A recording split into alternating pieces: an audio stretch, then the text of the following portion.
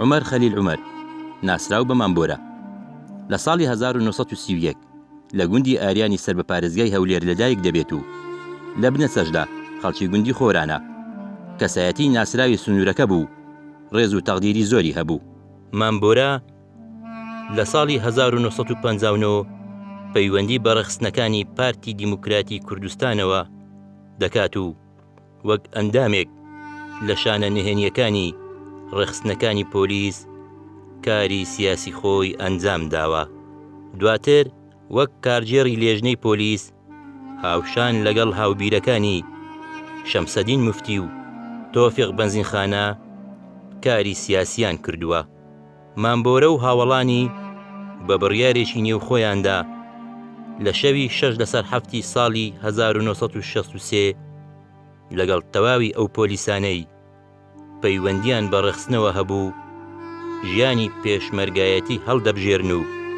لە شاری کۆیە پەیوەندی بە شۆڕشەوە دەکەن. لەگەڵ ئەوەشدا مامبۆرە ڕۆڵی بەرچاوی هەبوو لە ڕادەستکردنی بنکەی پۆلیسی ڕایەتی سەر بە قەزای چۆمان بە هێزی پێشمەرگە و لەگەڵ سەرجەم ئەو چەک و جبەخانەی لە بنکەکەدا هەبوو.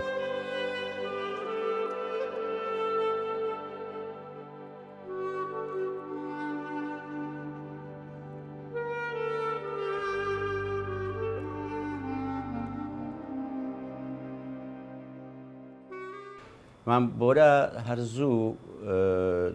دەستە عسکەری و لە عسکەری کەتەوای دەکات، دوایش دێتە پۆلیس دەبیت. لەگەر دەستپێکی شۆڕشی ئەیلول مامبۆرە بەو پێی ئینتیمای دەبیت لە بۆ پارتی دیموکراتی کوردستانی ئەوێ ڕۆژێ پەروەردەی حیزبی هەبوو، متربەکردن هەبوو، پەروەردە هەبوو. خۆشی پۆلیس دەبی لە مەخفەری ڕایەت بێگومان ئەو کاتە پێویست بە چەک و بە هێزی مرۆیی پێویستی بۆ دەکە و مەخفەرانەی کە لە کوردستانن بە دەستی تێدا دروست بکەن، تەنزیماتیدا دروست بکەنەوەی کە بتوانن مەخفەرەکان چەچیان هەیە، چ ئەوەی دێتە ناو شۆڕش، چ ئەوەی مەخفەرەکان پاش ئازادکردنی دەنگۆیەکیش پەیدا دەکات. بێگومان ئەو مەخفەرەی مامبۆرەی تێدا بۆ مەخفەری ڕایەت گەمارۆ دەدرێ و دەورێکی بەرچاوی دەبی مامبۆرە لە بۆ تەسلیمکردنی مەخفەرەکە. ئیتیفاقیان گوتیان کاکەمە تەسمیل دەبین و زمینی تەسمیل بوون، هەندێکیان ناردن ئێرانێ، هەندێکیان لێرە بەرەڵاکردن، گوتیان هەندێکیان بردنە لای باریسانێ. چیان لێ بکەن ئەوانە لەبەرەوەی مامبۆرە ڕۆڵی تێدا دیتە دەرێن باشە ئێمە پێک دێن لەوەی کە تەسلیمی ئێرانیان دەکەن و ئێران بە ئەوەی علاقاتی دەولی لەگەر عێراق تەسلیمی عێراق بکرێنەوە. فعلەن بەو ڕێگایە مەهامی تر بە مامبۆرە دەستپێرن ئەوێ ڕۆژێکە لە مەخفەرەکانی تری پارێزگای هەولێر کە لە شار و شارۆچکەکانی کە لەو شوێنانەی مەخفەری پۆلیسی تێدا بووە. مامبۆرە و تەنزیماتی پۆلیس پارتی ڕۆلی خۆیان ببینن لەوە دەسلیمکردن و ئیلتیحاقکردن و پەیوەندیکردن بە شۆڕش لەبەرەوەی چەچیان هەیە، شارەزانە لە ڕووی عسکەری مەشق پێکراون. بێگومان لەوەش مامبۆرە ڕۆڵی خۆی دیتبوو. باوکم هاو زەمان و هاودەمی زۆرێک لە سەرکردە و ڕابەرەکان بووە، لەوانە عەلی عەسکەری، دکتۆر خالید، عومەر دەبابە، شەمسەدین موفتی، عەونی یوسف، شەید حوسێن شێروانی، موحسین دزەیی، کۆمەڵێکی دیکە بەردەوام بووە لەگەڵیان و هەمیشە لە خەبات بەردەوام بووە. کاتی خۆشی کە دەست بەسەر مەخفەر ڕایەتدا دەگیرێتن دەورێکی چاچی هەبوو لەوەی کە مەخفەرەکە تەسلیم بکەن و هەر لەسەر بڕیە لەسەر ڕاستپاردەی و لەسەر ڕێنمایی بابیشم بەشێک لەو پۆلیسانەی کە لەوێنە لەوانە بابیشمە لە ڕێی ئێرانەوە تەسلیمی عێراقیان دەکەونە بۆی هەم دەنگۆیەکی ئیعلامی گەورە دروست بکاتن، هەمیش وەکو چاوساغێک لەگەریان دابێتن بام بۆ ئەوی دواتریش معلوماتەکە جارێشتر بگەین تۆ شۆڕش. ئەوان هێزی شورتەی بوون،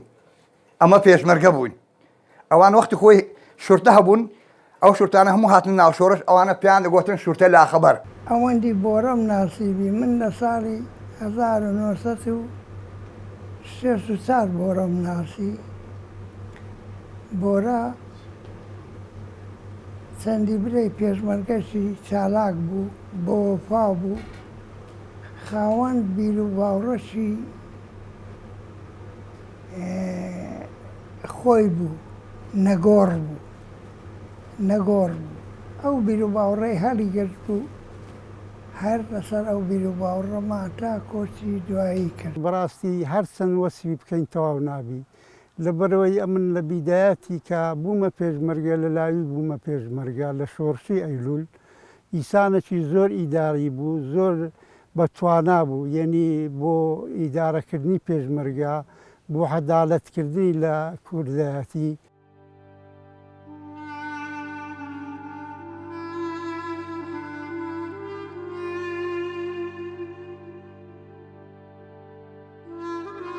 لە بەهاری ساڵی 1964 کە بارەگەیان لە بناری چیای کۆسترەت دەبێت و دەگەڕێتەوە بۆ ماوەت و هەر لەوێ پەیوەندی بە هێزی کاوە و خوا لێ خۆش بوو عومەر دەبابەوە دەکات. دوای کۆنفراسی ماوەتانیش دەگەڕێتەوە بۆ ناوچەی هەولێر. دوای بەرپابوونی شۆڕشی ساڵی 1974 پێشێلکردنی ڕێکەوتنی ئاداری ساڵی 1970 جارێکی تر مامبۆرە چەشی پێشمەرگایەتی هەڵدەگرێت و پەیوەندی بە شۆڕشەوە دەکات و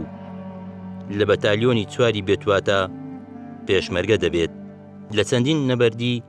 بەشدار دەبێت و لەوانە شەڕی چیای ماکۆک و شیشار و هەیبەت سوڵتان و چەندین داستانی تر.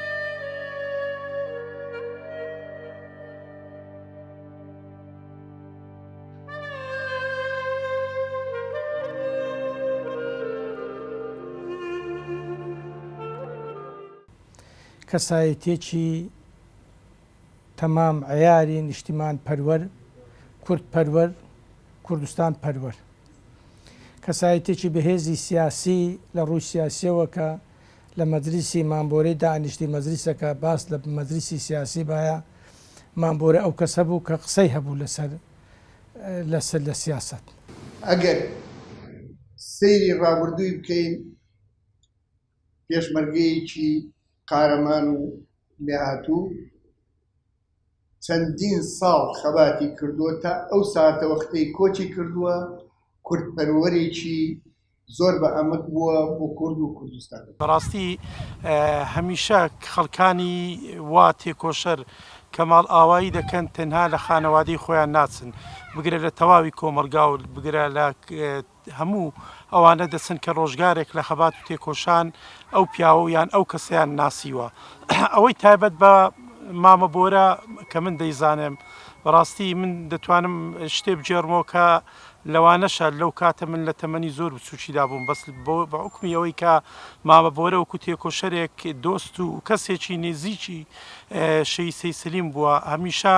ئەمە وەکو یادگاری هەم لە زاری مامەبۆرە هەم لە زاری باوکم کا لە ژیاندا بوو باسی دەکرد. ڕۆژگارێک کە خەڵکانێک کە ئاسان نەبوو باس لە خەبات و تێکۆشان بکەن دوای نووسکۆی شۆڕشی ئەیلول هەموو ئەوانەی کە لە ناو شۆڕش کرابوونە جێ چاویان جێی ئەوەی چاودێری پیاوانی ڕژێم لە ژێر زوومی پیاوانی ڕژێم دابوون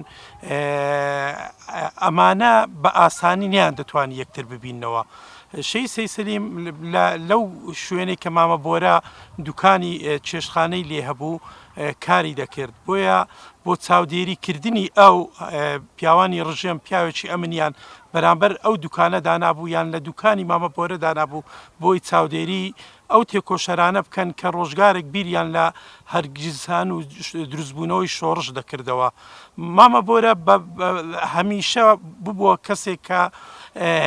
هەموو ئەو مەترسیانەی دەگەیاندا ئەو تێکۆشەرانە و بە تایبەتیش شەی سەیسلیم بۆیە بەڕاستی دوژمن ئەوسا نەیدەتوانی زەفەر بۆ تێکۆشەرانە ببا.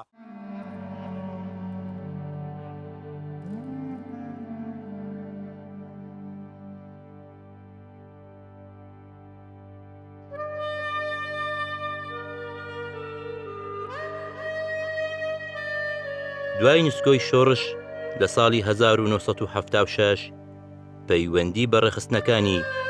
شۆڕشی نوێی گەلەکەمانەوە دەکات و بەڕابەرایەتی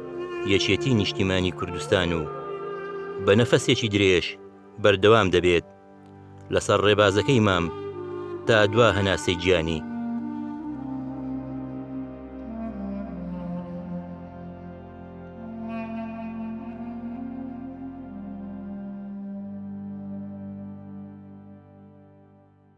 پیاوێک بوو زۆر نەتەوەیی بوو، زۆر نیشتیمانی بوو، زۆر کوردستانی بوو. سەیرە یعنی بە ئەندازەیەک باسی کورد و کوردستان و وڵاتەکەی دەکرد، یعنی وەکو بڵێ لە ئەولەویاتی ئەو لە بیرکردنەوەی ئەو مەسەلەی نیشتیمان و مەسەلەی کورد لە هەموو شتێک گەورەترە و زۆر جاریش کە لەگەڵی دادەنیشتی بەڕاستی دنیایەک ئەزمون و دنیایەک حکایەتی سیاسی و کۆمەڵایەتی و مێژوی ئەو وڵاتی لەلا بوو، ئەگەرچی ئەکادمی نەبوو، ئەگەرچی با بڵێن دەرچوو هیچ زانکۆیەک نەبوو، بەڵام بەڕاستی کە قسە لەگەڵ دەکرد هەست دەکرد ئەو پیاوە بە ڕێزا بەشێکی گرنگی مێژوی ئەو وڵاتی لەلا جات چ ئەوەی بۆ خۆی کە لە ناوی داژیات چ ئەوەی کەوە با بڵێن گوێبیستی بووە و بە ئەمانەتی شو هەموو جارێ دەیژێڕایەوە وە لە چوارچێوەی هەست و خۆشەویستی نیشتیمانیش بەڕاستی مامبۆرە پیاوێک بوو ڕازگۆ بوو لەگەڵ ئەو ڕێبازەی کەوا هەڵی گرت بوو کە من ناوی دەنێم جەلالی، ئەمەش مەبەستم ئەوە نییە لەو ناوهێنانە چکە بەڕاستی مامبۆرە جەلالی بوو، سەرسام بوو بە جەنابی مام جەلال. دەروێشی عشقی تەچیەکەی جەنابی مام جەلال بوو، یەکێتی نیشتیمانی کوردستان بوو، یەکێتێک بوو هەم جاران دەیگوت من خوێنیشم سەوزە، من دەیگوت من جیا لەوەی کە یەکێتیم، من ڕێبازێک بەلایەم نۆ گرنگە بۆ پێکردن و بۆ خۆشی پیاوێتی دەم بە پێکردن سادە بوو، دەگوت من ئەو ڕێبازێ بەلایەم نۆگرە ڕێبازی جەلالیزم. زۆر دەروێ ئەو شەی دووبارە دەکردەوە کادرێکی دڵسۆزی یەکێتی نیشتیمانی کوردستان بە ئەمە بوو بۆ کە سوکار شەهیدەکان کە دەڵم کە سوکار شەهیدەکان بۆ هەموو لایەنە سیاسیەکان هەموو شەهیدێکی لایەنە سیاسیەکان شەهیدی کوردایەتی ئەو بە شەهیدی خۆی دەزانی و بە کە سوکاری خۆی دەزانی بە بەشێک لە ڕۆڵەکانی خۆی دەزانی. مامورە دائیمەن ورە بەرز بوو، هەمیشە پێی وا بوو سەرکەوتن نزیکە، زۆر متەفاعیل بوو. ڕۆژێک نەمان دیت مامبۆرە متەشائم بێتن لە هیچ مەسەلەیەک، چونکە تەمەنی زۆری خۆی تێپەڕاند لە شۆڕشدا، دەیزانی شۆڕش هەرچوون داچوونی تێدایە کەوتن هۆستانەوەی تێدایە. مامبۆرە کەسێک بوو لە ڕووی تەمەنەوە هەرچەند بە ساڵا بوو بەس پیاوێکی بەورە بوو، هەمیشە کە لە مەدرسەکان و دیوەخانەکان لە لای مامبۆرە دادەنیشتی هەستت دەکرد تۆ بەو تەمەنەی کە ئێستا هەی هیچ هەمیشە بیر لەوە بکەیەوە کە چۆن بتوانی بژی و گرنگی بەوە بدەیت کە خەڵکانی دوای خۆت هان بدەیت لە باشی بۆ ئەوەی بتوانین چارەسەری کێشەی کۆمەڵایەتەکان بکاتن یا لە ڕووی سیاسیەوە درێژە بە خەبات و تێکۆشان بدەن. بنەماڵەیەکی کورتپەروەر بوونە بەعام بە شێوەیەکی گشتی ئەو بنەماڵەیە جێی فەزڵن هەم لە بۆ کورد و هەم لە بۆ یەکێتی و هەم لە بۆ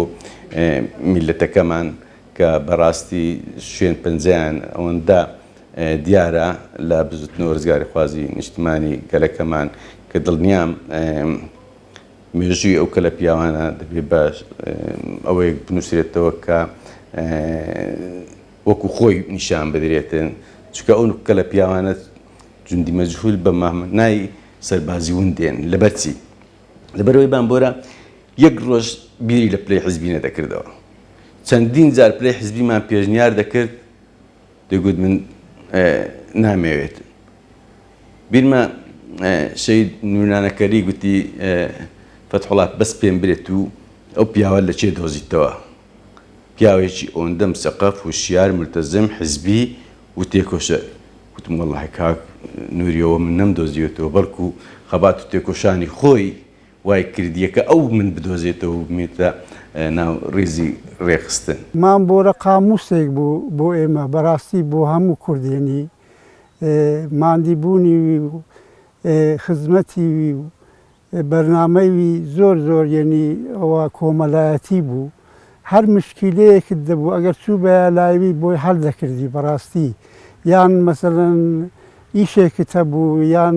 ناخۆشیێکت هەبوو ئەگەر دەچە لایوی یعنی بە قسە خۆشەکانی و بەکراوەیی و بە وەسفەکانی یعنی ئەتو هیچت لەبیر نەدەما ئیلا خۆشی نەبی. کە دانیشتی لە مەدرسەکی ئیجتیماعی حالەتەکانی کۆمەڵایەتی پێویست بایە مامبۆرە لە سەروی کەسەکان بوو لە ڕووی کۆمەڵایەتی کەسەکی کۆمەڵایەتی زۆر بەهێز یعنی هەرچی سیفاتی باشی ئەتوانی لەو پیاوەی هیچ کەسێک نییە سیاسی بی بەڵام کەسەکی کۆمەڵایەتی کەسەکی تەواو کۆمەڵایەتی بی ئەو سیفەتەیە کە ئەو هەریگر بوو ئەو سیفەتانە لە کەم کەسی دیدا ئەمن بە تەمەنی خۆم کە و فترە سیاسی فترە زمانیانەی هەم لە ناو سیاست هەم لە ناو ئەو خەڵکی خۆم هەم لە ناو مجتمعی خۆم کە بینم و خەڵکە بینم و تێکەڵاوی خەڵکم ئەو کۆمەڵە سیفاتە بەیەکەوە لە کەسێک زۆر بە دەگمەن کۆبیتۆ نادری مامبۆرەی لەوەی دابوو بێجگەلەوەی کەسایەکی سیاسی بەهێز بوو بەڵام کەسایەتێکی زۆر کۆمەڵایەتی بە قووەتیش بوو بڕابکە ئەم پیاوە لە ڕواڵەت تەمەشامان دەکرد پیاوێکی پیری مەحبوبی ڕووخۆش و سادا بەڵام ناوڕۆکدا هەند کە لەگەڵ ئێمە دادەنیشت هەستمان پێ دەکرد لە ئێمە گەنجترە ئەو کاتی ئێمە کە وتم سەرەتای تەمەنمان بوو دەم بە پێکەنین ڕووخۆش قسە خۆش نوکتا کاتێکی هەستی بکردا بە ئێمە بێتاقەتین یاخود کێشەیەک هەیە یاخود بە پێ پێویست نیە دۆخەکە نوکتەیەکی دێناوە قسێکی خۆش دێنەوە هەمومانی بە پێکەنین دەخست ڕۆژێکیان لێم پرسی مامبۆرە تو ئەو قسە خۆشانە و نوکتە خۆشانە هەمیشە تو دڵدوا خۆشە وتی دکتۆر ئەمیر منیش وەکو هەر خەڵکێکی تر وەکو هەر تاکێکی ئەو وڵاتە دەیان ئازار و ئەشکەنجە و کارەساتی ناخۆش لە مێژووی سیاس و خەبات تێکۆشانی خۆم بنەماڵەکەم هەیە بەڵام من خەمەکان ناخ خۆمدا هەڵدەگرم بەڵام پێویستە ئێمە وەرەمان بەرز بێ پێویستە ئێمە کۆڵ نەدەین لەبەر ئەوەی شانسی کورد و پەڕی مێژووی کورد هەروایە هەتا سیریکێ ئەو تاریخمانە پێویستە پێ بکەنین ئێمە ئەو حاڵەتانی کە ئێمە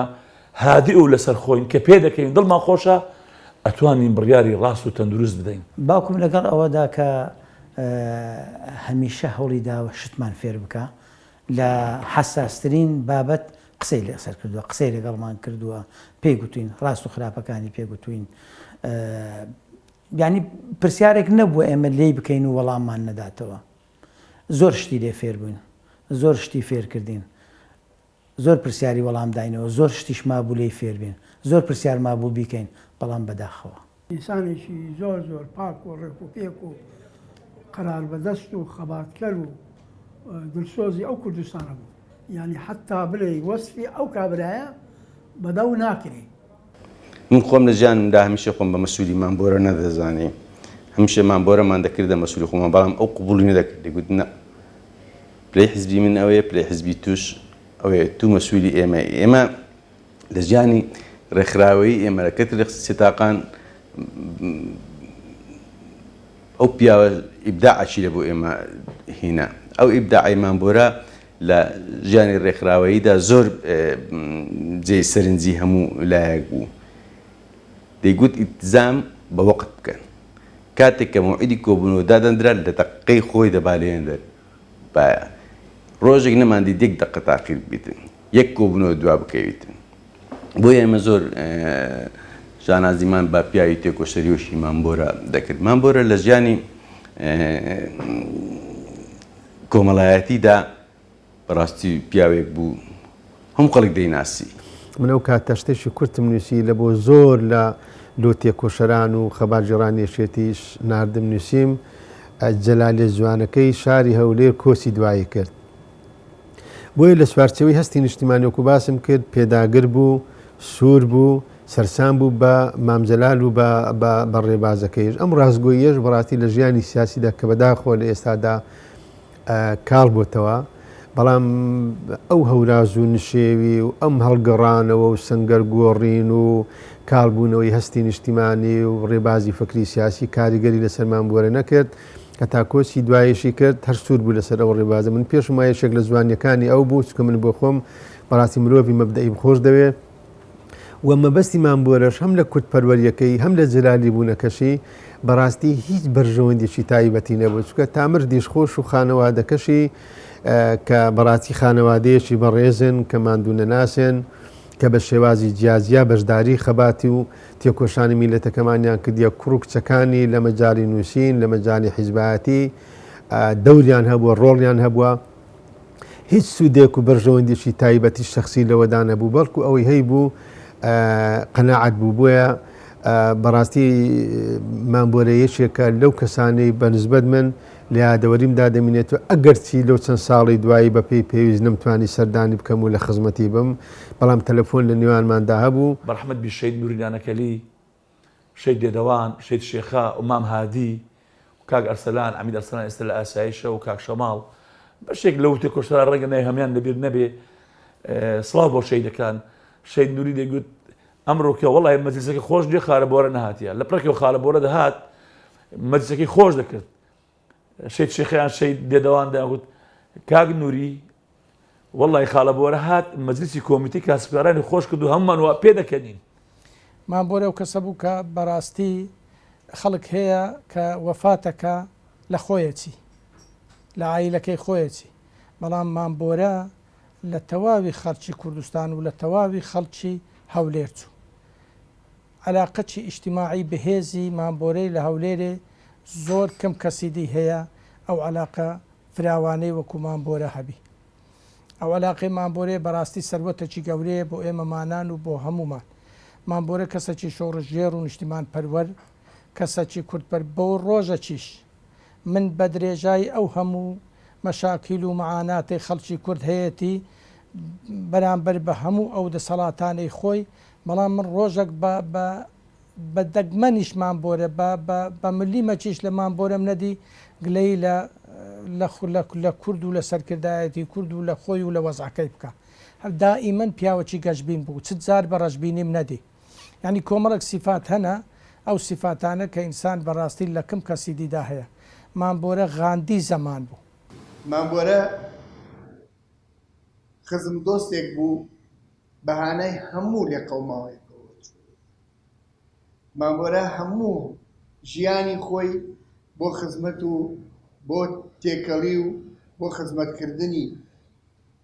خەڵکی تەرخان کرد ئەوەندە دڵسۆز بوو دڵی بە هەر کوردێک دەسووتا لە هەر چوار پارچەی کوردستان کە ئازاری پێ بگەیشتای مامبۆرە وەسف ناکرێت لە بە دانیشتنێک بە دوو دانیشتن هەرتووکێکی گەورەی لەسەر دروست دەکرێت ئەو پیاوە قارەمانە ئەو پیاوە ڕێزدارە ئەو پیاوە بەتوانایە ئەو پیاوە قسە خۆشە کە هەردەم لە لای دابنیشتایە بێزار نەئەبووی هەردەم لە لای دابنیشتیتایە تێر نەئەبووی لە قسەکانی لە ئامۆژگاریەکانی لە باسی کوردایەتی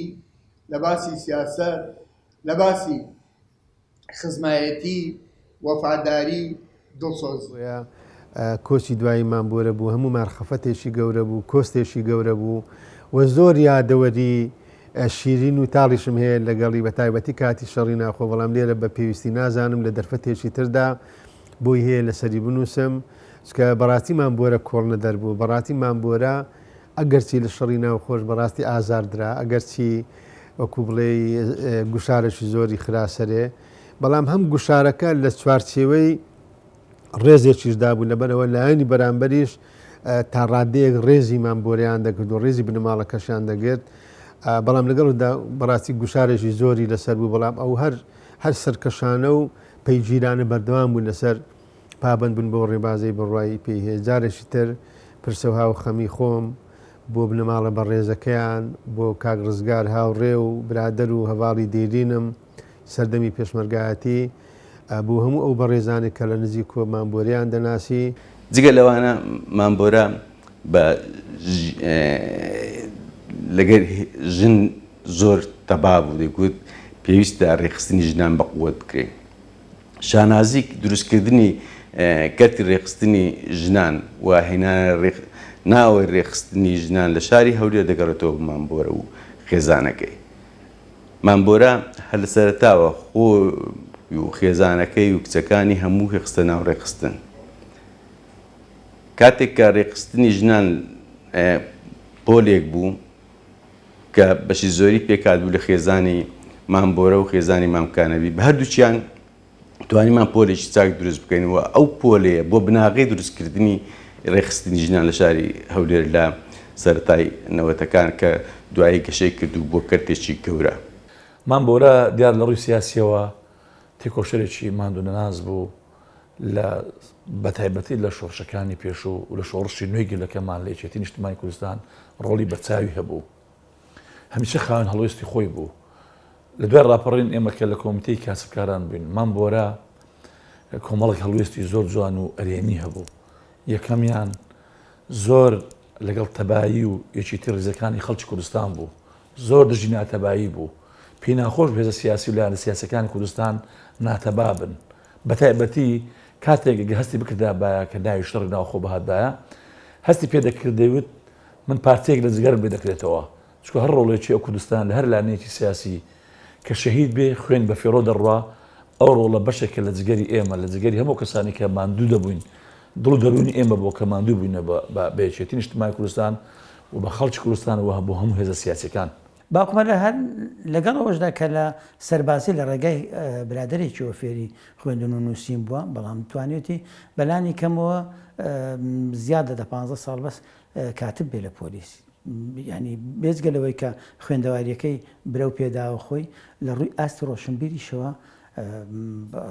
ڕۆشنبیر بووە. کابراایەکی وا سادە نەبووە کە ئاگای لە هیچ نەبێتن. هەمیشە هەوڵی داوە هەواڵەکان و گۆڕانکاریەکانی ڕۆژ متابعە بکاتن و بیزانی و BBC و قسەی لەسەر بکاتن. لە ڕووی کۆمەڵایەتیەوە پیاوێکی هاوسەنگ بوو متەزین بوو. پیاوێک بوو دەیتوانی لە مەجلیسەکانە زۆر جار لە کێشە کۆمەڵایەتیەکانە چارەسەری پێبووە. دائیمەن قسەی خۆی هەبووە.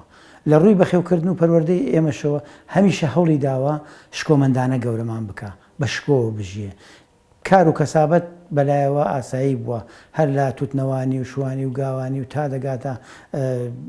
شربەت فرۆشی بە عارەبانە و تا ریشی چێشتخانە و ئاشپەزخانە ئەوانەی کردووە ئەوە بەردەوام بووە بەس هەوڵی داوە سەربەرزانە بژێتن.